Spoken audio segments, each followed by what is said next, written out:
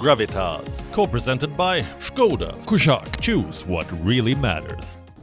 And Kashmir is not India's only worry. To the east, China is also making moves. They're militarizing the border and rolling out new ships, new warships. Are the Chinese planning something big? Or are they simply acting out? It could be the latter, acting out. You know what that means. Resorting to brash behavior to let out suppressed feelings and reduce stress. And China is stressed. This month has been tough for them. First, the US, Britain and Australia announced a new alliance against them called the AUKUS. Then the Quad leaders assembled in Washington, D.C. They sent out a clear message that the Quad is not some fad or sea foam, as China once called it. It's here to stay. So the world is joining hands against China. How does China respond? The playbook is pretty predictable. China has been flexing its military muscle. Let me tell you what they've been doing at India's eastern frontier. Chinese troops violating the line of actual control yet again. Reports say 100 of them crossed over into the Barahoti sector in Uttarakhand. This happened in the month of August. PLA soldiers entered 5 kilometers into the Indian territory. They stayed for nearly 3 hours, damaged a local bridge and fled before the Indian patrol arrived. This is basically China's plan, to militarize the line of actual control, the border. There's a lot of construction happening. The Chinese are building shelter for their troops. They're making new airstrips and helipads. They're carrying out night exercises. This is happening in 8 high-altitude forward areas, like Hot Springs, Changla, Wahab Churup and Manza. And not just new camps, there are new weapons too. China has deployed the S-400 anti-aircraft system at the Ningchi base in Tibet. How far is Ningchi from the LAC? Just 15 kilometers. But what is the S-400's range? 400 kilometers. This new deployment is a clear message to India.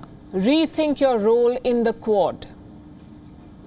This kind of bullying may work in the South China Sea, but not against India. We know what happened in the Galwan Valley last year. The Chinese were totally unprepared. The terrain overwhelmed them. The Indian troops finished the job there. So all of this preparation, this border build-up, is just an attempt to bridge the gap. Meanwhile, China's second strategy is still work in progress. It's being built in the dockyards of Shanghai, the Type 003.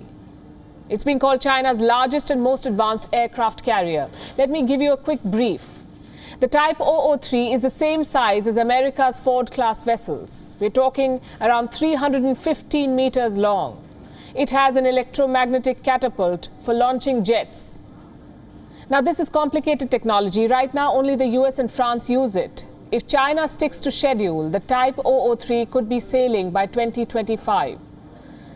Will the ship change the dynamics in the South China Sea? Beijing certainly hopes so. You see, the Chinese fleet is big and noisy, good enough for regional bullying, but not for long-distance deployments. The Type 003 is supposed to change that. It is supposed to project Chinese power beyond the first island chains. What is the first island chain? This is the chain I'm talking about, a series of island groups in the South China Sea. Some key US allies fall near this chain, like the Philippines and Taiwan.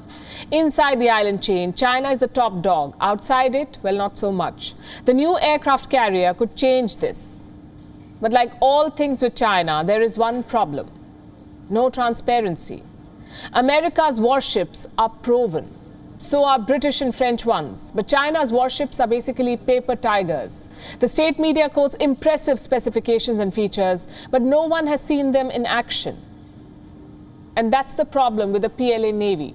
On paper, they're clear favorites. 350 warships against America's 293. But the quality difference is huge. And do not forget, America is not alone in the Pacific anymore. Combined together, the Quad is miles ahead of China, be it military or economy. Beijing can try to downplay this rivalry, but their fear is evident.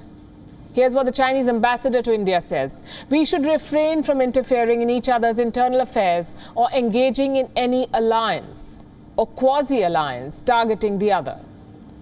This is the same ambassador, by the way, who predicted the Quad's doom. He called it a small clique that will find no support. Well, he was wrong.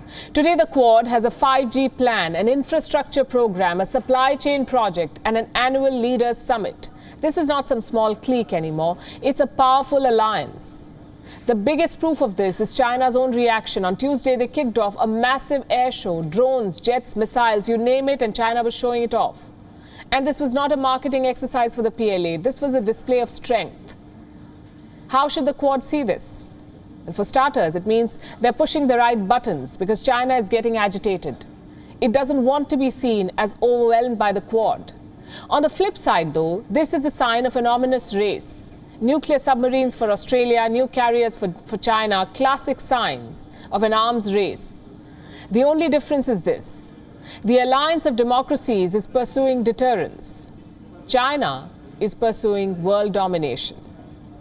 WION is now available in your country. Download the app now and get all the news on the move. Gravitas, co-presented by Skoda. Kushak, choose what really matters.